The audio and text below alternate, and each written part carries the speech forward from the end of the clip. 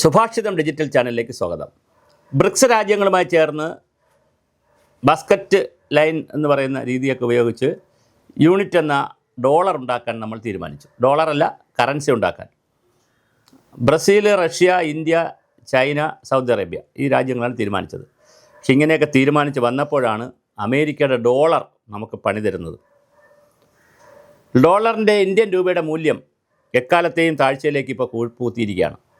25 പൈസ വീണ്ടും ഇടിഞ്ഞു. 25 പൈസ എന്ന് പറയുമ്പോൾ നമുക്കൊന്നും 25 പൈസയല്ലേ ഉള്ളത്. പക്ഷേ കോടികളുടെ ബിസിനസ്സും കോടികളുടെ ഇടപാട് നടക്കുന്നിടത്ത് വലിയ വ്യത്യാസമായിരിക്കും വരുന്നത്. 88.53 വ്യാപാരം പുരോഗമിക്കുന്നത്. ഇപ്പോൾ 88.45 ആയിരുന്നത്. ഇത് മുമ്പത്തെ ആഴ്ച ഇന്ത്യക്ക് മേൽ 50% ഇറക്കുമതി തീരുവ US പ്രഖ്യാപിച്ചിരുന്നു. ഇപ്പോൾ H1B1 വിസയ്ക്ക് കുത്തനെ രൂപ കൂട്ടിയിട്ടുണ്ട്. $4,000 ആയിരുന്നത് $1,00,000 മാറ്റി. താരിഫ് വർധന വന്നപ്പോൾ ഇന്ത്യയുടെ വിദേശ നാണയ വരുമാനത്തെ അത് സാരമായിട്ടാണ് ബാധിക്കുന്നത്. H1B വിസ ഫീസ് $1,00,000 ഉയർത്തി.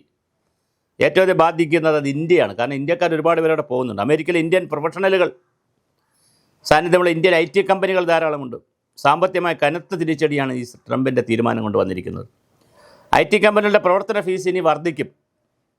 ഇവയിൽ ഓഹരികളെ വിറ്റഴിക്കൽ സമ്മർദ്ദം ശക്തമായിട്ട് ഓഹരികളെ വിറ്റഴിക്കാനുള്ള സമ്മർദ്ദമുണ്ട്. കാരണം ഫീസ് കൂടുകയാണ്.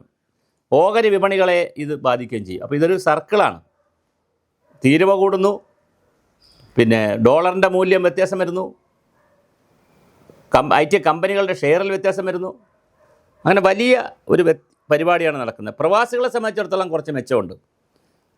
ഇന്ത്യയുടെ രൂപയുടെ വീഴ്ച ഇന്ത്യക്ക് ഒരുപോലെ നേട്ടവും കോട്ടവുമാണ്. കയറ്റുമതി മേഖലയ്ക്ക് നേട്ടം ലഭിക്കുകയാണെങ്കിലും US കയറ്റുമതിക്ക് ട്രംപ് 50% തീരുവ ഏർപ്പെടുത്തിയിട്ടുണ്ട്.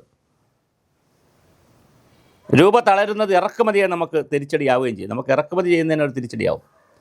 ക്രൂഡ് ഓയിൽ, സ്വർണം, ഇലക്ട്രോണിക്സ്, നമ്മൾ ഒരുപാട് സാധനം വാങ്ങുന്നുണ്ട്. അസംസ്കൃത വസ്തുക്കൾ എന്നിവയെല്ലാം നമ്മൾ ഇറക്കുമതി ചെയ്യുന്നുണ്ട്.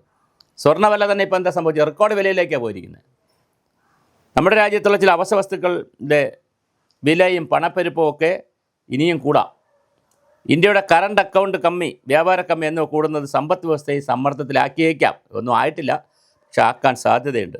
വിദേശത്ത് പഠിക്കുന്നവർ പോകുന്നുണ്ട്. ഇവിടെ നിന്നൊക്കെ ഒരുപാട് പേർ പഠിക്കുന്നുണ്ട്. വിദേശയാത്ര ചെയ്തെന്നവർക്കും ഈ രൂപയുടെ വീഴ്ച വലിയ തിരിച്ചടി. അപ്പോൾ കൂടുതൽ പണം കൊടുക്കേണ്ടി വരും. ഇനിയിപ്പോൾ യാത്രാ ചെലവുകൾ കൂടും. അതുപോലെ തുക കണ്ടെത്തണം. പ്രവാസികൾക്ക് കുറച്ച് നേട്ടമുണ്ട്. നാട്ടിലേക്ക് കൂടുതൽ പണം അയക്കാനുള്ള സുവർണാവസരം. ഉദാഹരണത്തിന് കഴിഞ്ഞ മാസം ഇന്ത്യയിലേക്ക് $1 അയച്ചാൽ 87 രൂപയാണ് കിട്ടിയിരുന്നതെങ്കിൽ ഇപ്പോൾ $1 അയച്ചാൽ 88.50 ഒരു രൂപയുടെ $1 സംതിങ്ങിൻ്റെ 1.5 രൂപയുടെ വ്യത്യാസം വരും. അപ്പോൾ പ്രവാസികളെ സംബന്ധിച്ചിടത്തോളം ഇതൊരു വലിയ ഗുണം വന്നിട്ടുണ്ട്. പക്ഷേ മറ്റുള്ളവരെ സംബന്ധിച്ച് വളരെ വലിയ വിഷയമാണ് വന്നിരിക്കുന്നത്.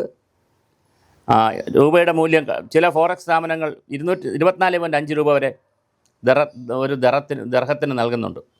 ഡോളറിന് അടിസ്ഥാനമാണ് ഒട്ടുമുഖ്യ GNC കറൻസികളുടെയും മൂല്യം നിർണ്ണയം. അപ്പോൾ ഡോളറാണൊരു തമ്പ് റൂള്. അപ്പോൾ ഡോളറിലുണ്ടാകുന്ന മാറ്റം വലിയ വ്യത്യാസമായിരിക്കും ലോകത്ത് വരുന്നത്. അപ്പോൾ തീർച്ചയായിട്ടും ഈ 2023 24 കണക്ക് വെച്ച് നോക്കുമ്പോൾ തന്നെ ധാരാളം പണം ഇന്ത്യയിലോട്ട് വന്നിട്ടുണ്ട്.